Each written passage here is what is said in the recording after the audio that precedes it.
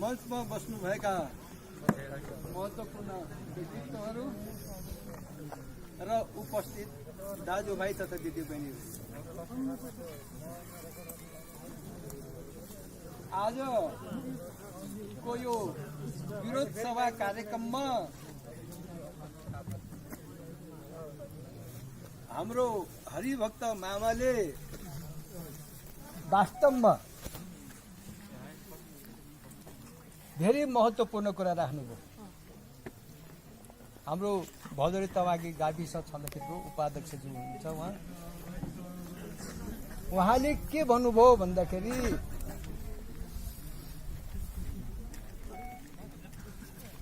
जुन जुन बेला हामीहरू कम्युनिस्टसँग मिल्यौं त्यही बेला कांग्रेसले दुःख पाएको छ भन्नुभयो र 12 बुधेदेखि आजसम्मका कुरालाई जोडेर उहाँले आफ्नो हिसाबबाट चाहिँ आफ्नो विचार राख्नुभयो। मलाई असाध्यै त्यो कुराले मन छोयो र आज अनि उहाँले अर्को पनि कुरा भन्नुभएको छ, जबसम्म कांग्रेस एकजुट हुँदैन, एकमत हुँदैन, तबसम्म कांग्रेसले केही गर्न सक्दैनन् र जनताले विश्वास गर्न सक्दैनन् भन्ने भन्नु। र अर्को कुरा हाम्रो बलवीरजीले भन्नुभयो, बलवीर हाम्रो दलित संघको अध्यक्षज्यूले, कम्युनिस्टहरूले गरिबको पार्टी भन्थे, दुःख पाएका मानिसको पार्टी भन्थे, गरिबलाई के गर्यो त कम्युनिस्टहरूले भनेर भन्नुभयो। यो तीनटा कुराले मलाई असाध्यै मन छोएको छ। आज मुलुक संकटमा छ,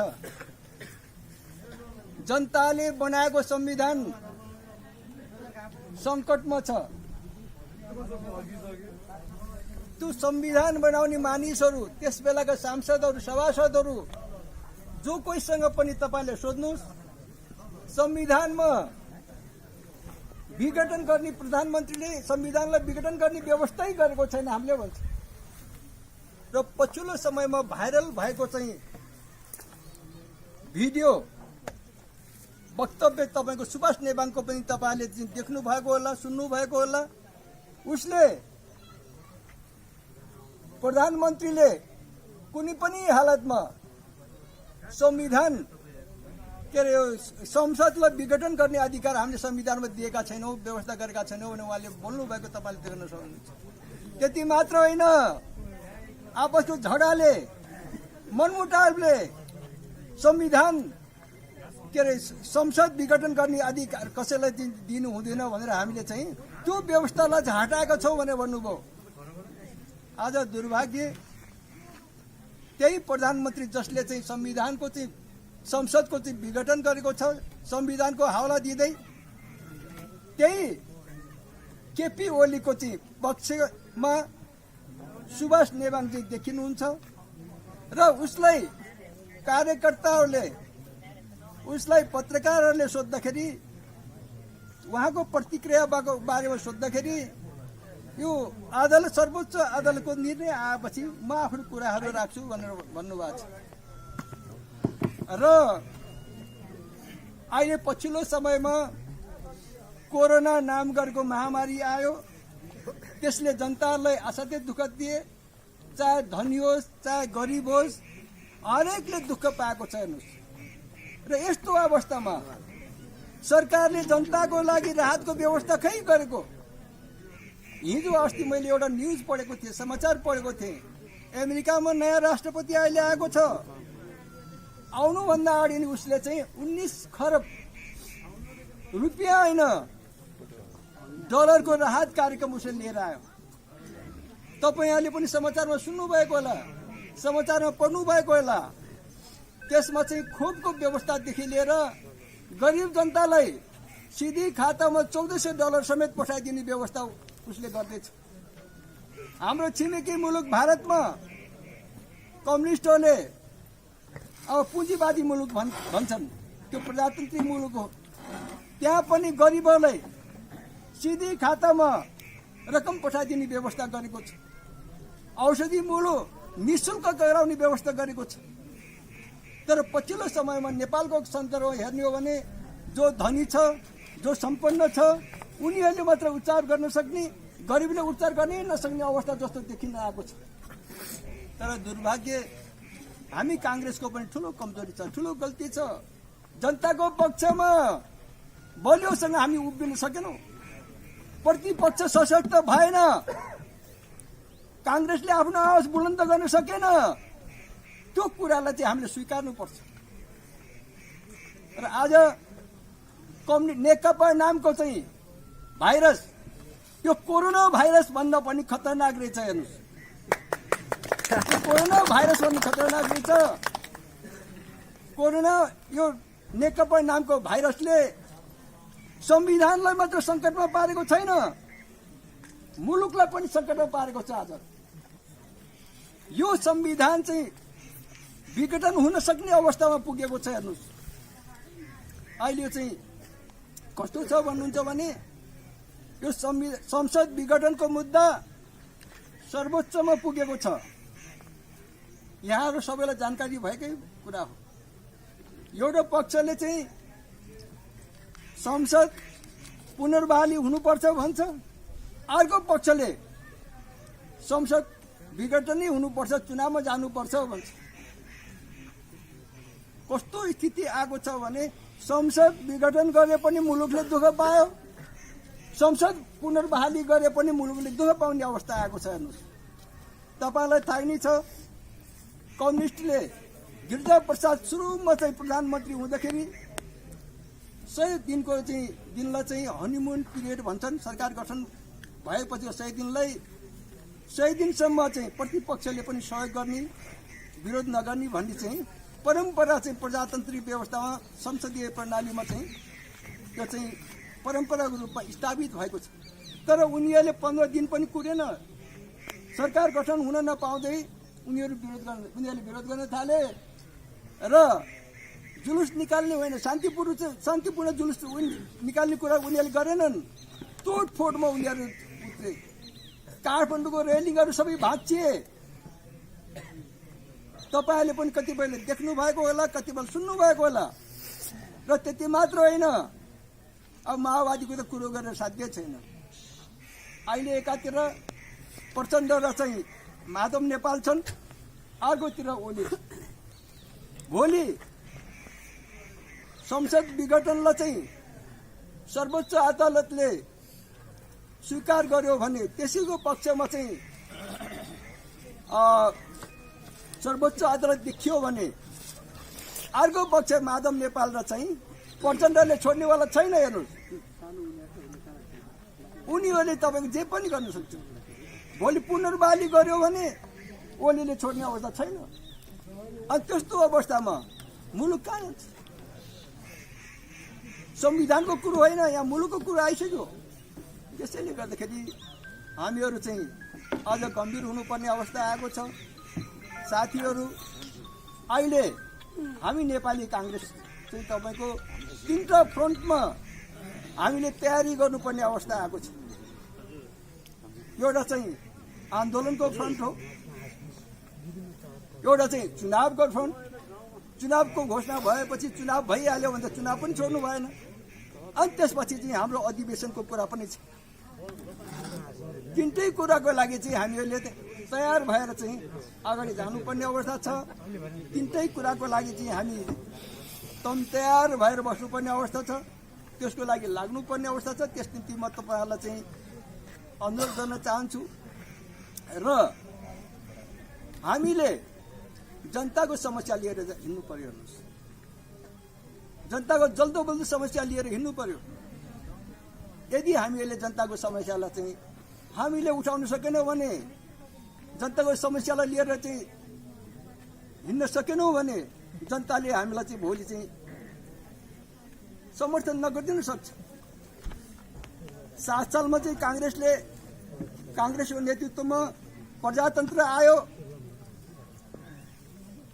36 सालको परिवर्तन पनि हाम्रो नेतृत्वको आन्दोलनले आयो।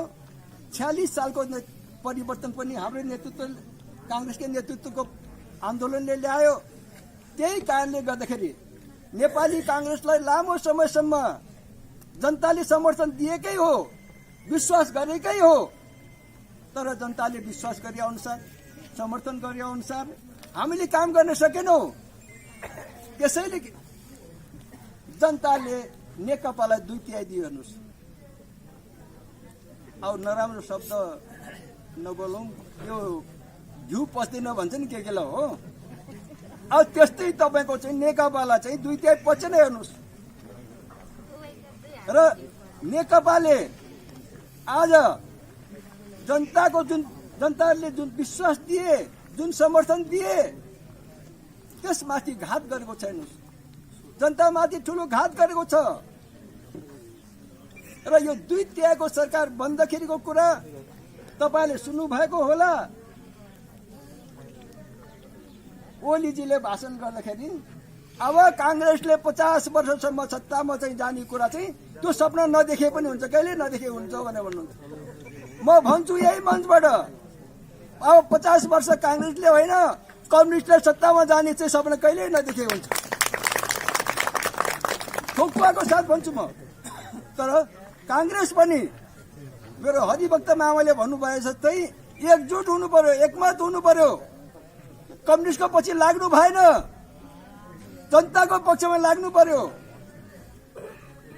हिजो त्यही कम्युनिस्ट पार्टी होइन गरिबहरूको पार्टी भन्ने, दुःख पाएको मानिसहरूको पार्टी भन्ने हाम्रो बलवीरजीले भन्नु भएन। र 2/3 को सरकारले गरिब जनताको पक्षमा के काम गर्यो त भन्नुस् त? केही गर्यो? गरेन। त्यति मात्र होइन, महामारीको कारण लकडाउन भयो, के गर्यो त? केही गरेन। त्यति मात्र होइन, यो लकडाउनको समयमा स्वास्थ्य कर्मी लगायत यो महामारीको समयमा जति पनि राष्ट्र सेवकहरू हुनुहुन्थ्यो, जति पनि स्वास्थ्य कर्मीहरू हुनुहुन्थ्यो, उहाँहरूलाई चाहिँ विशेष भत्ता दिने घोषणा चाहिँ हामीले भनेर गरे होइन, सरकार आफैले गर्यो। अझै पनि तपाईको चाहिँ सरकारले घोषणा गरे अनुसार चाहिँ सुविधा दिएन, भत्ता दिएन भन्ने गुनासो चाहिँ धेरै ठाउँमा सुन्न पाइन्छ। यदि सहयोग गर्न नसक्ने हो भने, भत्ता दिन नसक्ने हो किन घोषणा गर्ने भन्नुस् त? त्यसैले कम्युनिस्टको बारेमा जतिसुकै मैले चाहिँ उसका चाहिँ कमी कमजोरी केला भने पनि त्यो थोरै हुन्छ। यति धेरै बदमासी गरेको छ, यति धेरै बदमासी गरेको छ, त्यो अक्षम्य छ हेर्नुस्। त्यसैले हामीहरूले चाहिँ आफूलाई सुधार गर्न सकेनौँ भने, हामीहरू एकमत एकजुट हुन सकेनौँ भने म भन्छु कम्युनिस्ट चाहिँ अब सत्तामा आउँदैन हेर्नुहोस्। तेस्रो शक्ति आउन सक्ने सम्भावना चाहिँ बलियो देखिन्छ। त्यसैले मुलुकलाई सङ्कटबाट चाहिँ जोगाउनको लागि, मुलुकमा प्रजातन्त्रलाई चाहिँ जोगाउनको लागि, प्रजातन्त्रलाई अझ मजबुत बनाउनको लागि, मुलुकको विकास गर्नको लागि अब तपाईँ हामीहरू नेपाली कांग्रेसका कार्यकर्ताहरू रात दिन नभनिकन जनताको पक्षमा लाग्नुपर्ने अवस्था आएको छ। अन्य अत्याचारको खिलाफमा लाग्नुपर्ने अवस्था आएको छ। यो तानाशाही सरकारको विरोधमा चाहिँ लाग्नुपर्ने अवस्था आएको छ। त्यस निम्ति लागिदिनु हुनुको लागि, त्यस निम्ति तयार भइदिनु हुनुको लागि, सक्रिय भइदिनु हुनुको लागि यहाँहरू सबैलाई अनुरोध गर्दै आजको यस कार्यक्रममा मलाई सम्झेर निम्ता दिनुभएकोमा म चाहिँ आज साथीहरूलाई चाहिँ धेरै धेरै धन्यवाद दिन चाहन्छु। अहिले म चाहिँ 15 नम्बर वडामा चाहिँ बस्छु। अहिले हाम्रो गाउँ पनि महानगरपालिका भएको छ। त्यहाँका साथीहरूले पनि वडा स्तरीय कार्यक्रममा तपाईँ नै बसेको ठाउँमा चाहिँ तपाईँ चाहिँ आइदिनु पर्यो भनेर भन्दै हुनुहुन्थ्यो। म चाहिँ अहिले यहाँ बसे तापनि मेरो जन्मस्थल चाहिँ 23 नम्बरमै हो। जन्मस्थलको माया पनि असाध्यै लाग्दो रहेछ। त्यसैले गाह्रो नमानिदिनुहोस्, म उतै जान्छु यसपटक भनेर मैले त्यसरी उहाँलाई भने। त्यस्तो भन्नुहुन्छ भने ठिकै छ भन्नुभयो। र मलाई यो खोलाको चाहिँ असाध्यै माया छ। अर्को कुरा अन्तिम म चाहिँ तपाईँहरूसँग एउटा कुरा निवेदन गर्न चाहन्छु। मलाई चाहिँ तपाईँको कहिले कहिले असाध्यै दुःख लाग्छ। म सभापति हुँदाखेरि यो पोखरा पामे बाटो बनाउने चाहिँ मैले निर्णय गरेँ। ताल पुर्छ भने मैले पुर्दैन भने अब कांग्रेस पार्टीको सभापति सुकराजी हुनुहुन्थ्यो, उहाँ पनि खिलाफमा। एमाले त हुने नै भयो, राप्रपा पनि खिलाफमा, लेग साइड सबै खिलाफमा भएपछि म त एक्लो भएँ, सरकार पनि मेरो खिलाफमा। तैपनि यो खुवाको जनताले साथ दिनुभयो, हामीले बाटो बनाउने हेर्नुहोस्। अहिले त्यो बाटो चाहिँ भन्ज्याङसम्म पुगेको छ, तर यो बाटो भन्दा धेरै पछाडि खनिएका बाटोहरू यो त्यस बेला 1 नम्बर प्राथमिकता क्रम 1 नम्बर थियो हेर्नुहोस्। यो बाटो अझै पनि पिच भएको छैन, पक्की सडक भएको छैन, तर यो भन्दा पछाडि खनेका बाटोहरू धेरै बाटोहरू पिच भएर पनि भत्किसकेको छ हेर्नुहोस्। यो तपाईहरुको कारणले होइन, मेरो कारणले, महादेवको कारणले चाहिँ अहिलेसम्म पिच नभएको कुरा चाहिँ कुरा सत्य हो। त्यो बाटोलाई पिच मात्र होइन पक्की बनाउने, यो खोलाको यो ठाउँको चाहिँ विकासको लागि जसरी हामीहरूले हिजो चाहिँ बाटो खन्दाखेरि कांग्रेस कम्युनिस्ट नबनिकन, यो र त्यो नबनिकन हामी एकजुट भएर लागेका थियौँ। त्यसैले हामीले बाटो बनाउन सफल भएको थियौँ। त्यसरी नै हामीहरूले अब एकजुट भएर लाग्यौँ भने यो खोला यो टोलाको विकास गर्न सक्ने कुरा छैन हेर्नुहोस्। त्यो विकास निर्माणको लागि एकजुट भइदिनु हुनुको लागि, एकमत भइदिनु हुनुको लागि, यो ठाउँको विकासको लागि अझ सशक्त भइदिनु हुनुको लागि, सक्रिय भइदिनु हुनुको लागि विशेष अनुरोध गर्दै म आफ्नो भनाइहरू यही अन्त गर्न चाहन्छु। धन्यवाद। जय नेपाल।